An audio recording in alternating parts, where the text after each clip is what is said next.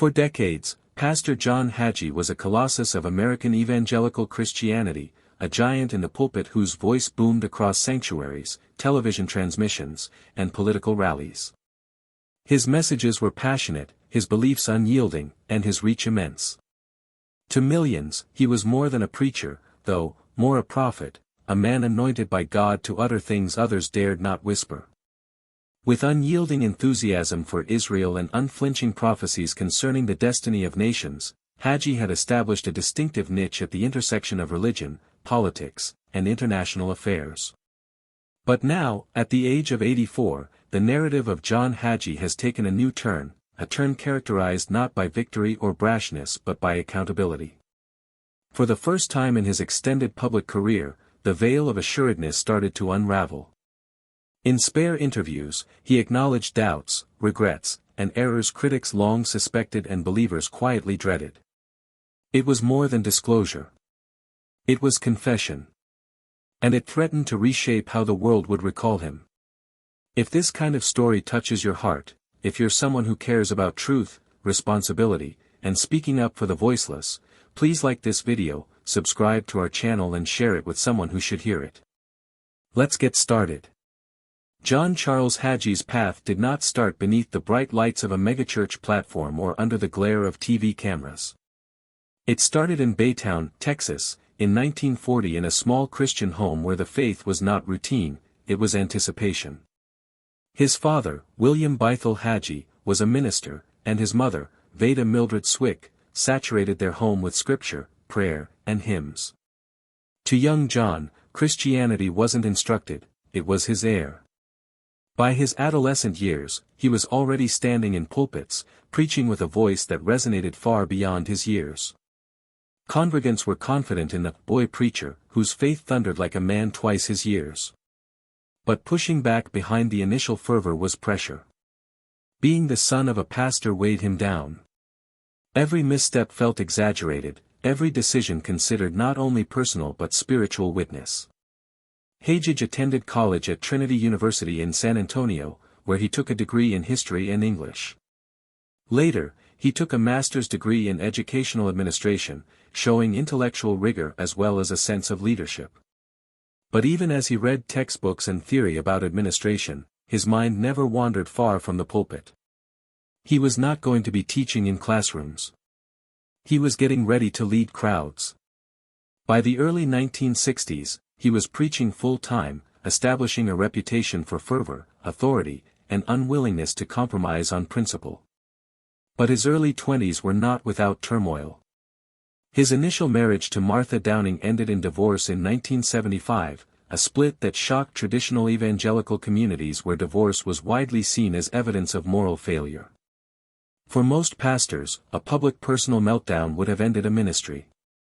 For John Hagee, though, the year he experienced his worst personal failure became the year of his greatest triumph. In 1975, he established Cornerstone Church in San Antonio. Initially, it was a small church. But Hagee's passion, his booming voice, and his apocalyptic fervor were anything but typical.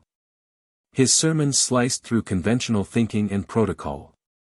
He spoke with the urgency of an impending apocalypse, and people attended. In a decade, that little church had become a vast megachurch, seating thousands, and Hagee had gone from local pastor to national phenomenon. The key to it all was television. Hagee had understood early that media allowed him to project his message far beyond any church walls. His sermons went on the air locally, regionally, and eventually all over America. Millions listened every week to the booming rhythm of a man who spoke with what felt like divine intensity. Through the 1980s, his broadcasts went overseas. He was not merely preaching. He was creating stories about America's moral collapse, Israel's fate, and the prophetic calendar of global events. His blend of passionate biblical exegesis, political analysis, and unvarnished pronouncements elicited both praise and outrage. Allies celebrated him as a courageous truth-teller, a prophet willing to challenge political orthodoxy. Detractors charged him with muddling the separation of church and state, with manipulating scripture for political purposes. Scandal was never far behind. In 2008, presidential candidate John McCain publicly repudiated Hagee's support after renewed comments about the Catholic Church sparked outrage. For another minister, this would have been a career-destroying scandal. For Hagee, it became grist. He doubled down, averring critics only served to confirm that he was hitting the right nerves. He framed himself as a truth-teller being persecuted, and his base rallied to his defense. But the incident solidified his position as polarizing figure. Some regarded him as prophet. Others regarded him as provocateur. If there was one thing that defined John Hagee more than all the others, it was Israel. To Hagee, Israel was not just an American political partner. It was the chosen nation of God, the center of biblical prophecy, the keystone in the drama of the end times. In 2006, he created Christians United for Israel, CUFI, which became the largest pro-Israel group on the planet in short order. In a few years, CUFI had millions of members, held yearly summits in Washington, D.C. with senators and congressmen participating, and was greeted personally by Israeli leaders such as Benjamin Netanyahu. Hagee's theology was explicit: Israel's fate decides the fate of nations. Christians were commanded to support Israel, no cost, he preached.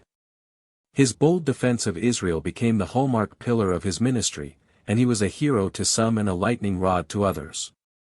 Critics charged that he was mixing theology with foreign policy, that he was espousing a dual covenant theology that was destroying Christian orthodoxy, or that he was employing Israel as a pawn in apocalyptic fictions. Hagee asserted that the accusations were unfounded, but the criticism never truly dissipated. Even as his political and prophetic clout increased, personal struggles challenged him. The early 2000s tested him in one of his darkest experiences when his wife Diana was diagnosed with cancer. For a man who was renowned for unwavering faith, the diagnosis was devastating. Behind closed doors, the thunderous preacher was merely a husband, trembling in fear and helplessness. He subsequently owned up that the years were some of the toughest he had ever lived through, and they were spent sleeping, praying, and having nights of fear. But each Sunday he addressed 20,000 members of Cornerstone Church, projecting strength but in private dreading the worst. Diana's eventual recovery was a welcome relief, but the wounds ran deep. His sermons became heavier, his tone sharper. He had always preached about faith during storms. Now he had experienced it. Aside from preaching, Hagee's ministry invested millions in humanitarian efforts. John Hagee Ministries constructed schools in Africa, drilled wells in poor communities, shipped food and disaster relief to earthquake, flood, and hurricane victims. Medical equipment was shipped to hospitals, and assistance reached Latin America, Nigeria, and elsewhere. In 2019, he was honored with the International Fellowship of Christians and Jews Humanitarian of the Year award. Still, even amid worldly recognition, Hagee acknowledged personal regrets.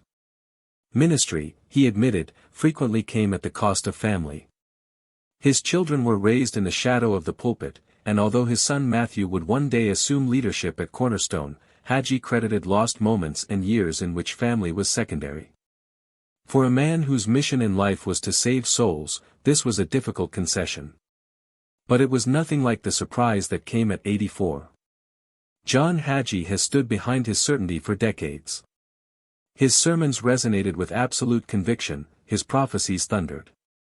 But in a rare interview, the mask slipped. "There have been times I questioned everything," he confessed. "Times when I wondered if I was really making a difference, if I was truly doing what God called me to do." For televangelism, where vulnerability was perceived as weakness, it was breathtaking. Hagee admitted words he wished he could recall, sermons he would take back, decisions he carried around as stones of guilt. Critics seized it as vindication, evidence that the man was not a prophet. Believers were shaken, though. If even John Hagee questioned, what did that say about everything he had constructed? Pressed on why Israel became the focal point of his existence, Hagee disclosed something intimately personal. It wasn't politics. It wasn't strategy. It was a religious experience in the 1970s, standing by himself on the Mount of Olives, looking out over Jerusalem. There, he said, he heard God's voice calling him to be a protector of Israel. From that moment on, his ministry and his purpose became one. It wasn't theological theory. It was calling. And even today, he maintained, that calling defined him. At 84, however, John Hagee is not quietly retiring. Instead, he's doubling down. His ministry has gone online, live streaming, podcasting, and world broadcasting. There are plans in the works for interactive online experiences aimed at reaching the next generation. He has also established the Hagee Ministries Leadership Academy, looking to train 100 new leaders who will be torchbearers long after he is dead. Tools might change, he quotes, but the gospel never does. Despite this, however, questions remain. Can a man who openly confessed to doubt still lead with confidence? Can the humanitarian contributions of his ministry overshadow the controversies that have characterized much of his tenure?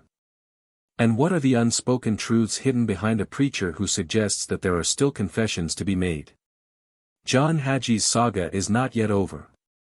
It is the tale of a man who moved from small-town Texas to worldwide fame, who blended prophecy and politics, who boomed with certainty but struggled in private with doubt, who championed Israel as fate, and who in the late days of life dared to speak his vulnerability. It is a tale of power and weakness, triumph and regret, faith and fear.